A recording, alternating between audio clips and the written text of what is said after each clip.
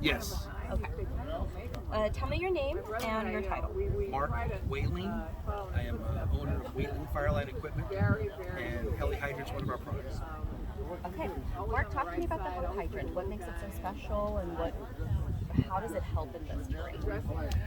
It helps because the main goal is getting water to the fire, and if you can put a couple of Heli-Hydrants in the area, helicopters have a very short turnaround time. They could drown the fire, and that's happened last week on a fire called the Coal Fire down on the 91 freeway. Fire started. Normally those fires race up into the Cleveland National Forest, but they activated 2 Heli-Hydrants out of the city of Yorba Linda, and with 18 sorties, they snuffed out the fire, and it never made the news. You guys didn't make it down there because they put it out too fast. So as you're a former firefighter? Yes. Okay, as someone who has worked you're seeing this terrain here in La Habra. You guys said, La Habra is sitting in the hillsides where we have the very combustible brush. During the winds and the hot, dry winds, we know what this looks like when it's on fire and being driven by the wind. Being able to have a couple of water sources like this right amongst the homes changes the delivery ability of those helicopters. It makes one helicopter the power of 5 helicopters, because it's not the helicopter we want, it's the water they're drawing.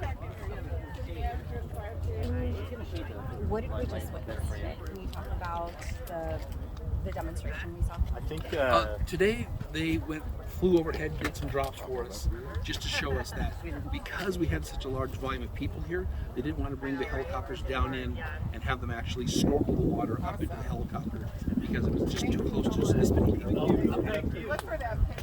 But things move faster with the helicopter. They move much faster. I mean, it's all about how close that water source is to the fire. And we saw it on the Coal Fire. We had the Green River Fire back in June. We had a fire out in Chino Hills back in June. All of those fires they capitalized on the resource of the Heli-Hydrant, and all of those fires didn't make the news. What was your inspiration behind the Heli-Hydrant? How did you get around creating this? I was on a fire where we had a large water tank up on the hillside, but there was no way for helicopters to get any water out of it, obviously. And the fire jumped the line, and it raced down the hill. We couldn't stop it. The helicopters were getting water from really, really far away, even though we had 1 million gallons sitting right there. The fire went down the hill, and it burnt up some homes. As we were evacuating those people, a young kid said, "Isn't there anything you can do to stop this from burning my home down?" And it just made me, it actually made me cry at the time, but I didn't show anybody. And so after I got done with that fire, I went up to the water tank and I looked at it and I talked to the water people and I said, what would it take for us to do this? And that was the beginning of the Heli-Hydrant. That was in 2002. Many cities have this, and that's such an incredible story that was sparked by a child asking. I wish I knew where that child was today. I'd like to say, okay, yeah, you asked? Here's your answer. Right now, there are 7 Heli-Hydrants and 5 more on the books. In sight of here, on another ridge called Coyote Ridge, between Fullerton and La Habra, we have a Heli-Hydrant going in. A couple miles to the west, we have a Heli-Hydrant going in at Yorba Linda. A couple miles to the east, we have a Heli-Hydrant going in Diamond Bar area, in Walnut Water District. And then out in Jurupa Valley, we're putting in Heli-Hydrants out there. We just finished one down in San Diego Wild Animal Park. So we're getting around. We're now in 3 or 4 different counties, and people are hearing about it. They get it. They understand now that it's permanent. It's a permanent structure, stays right in the city. That it's something turned on by the pilots. Nobody has to man it. Nobody has to do anything.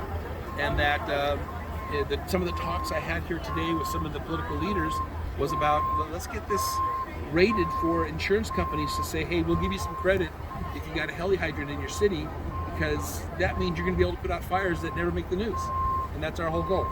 You've repeated that a few times. It sounds like the goal is to not make the news. It's for fires to not make the news. That's the goal.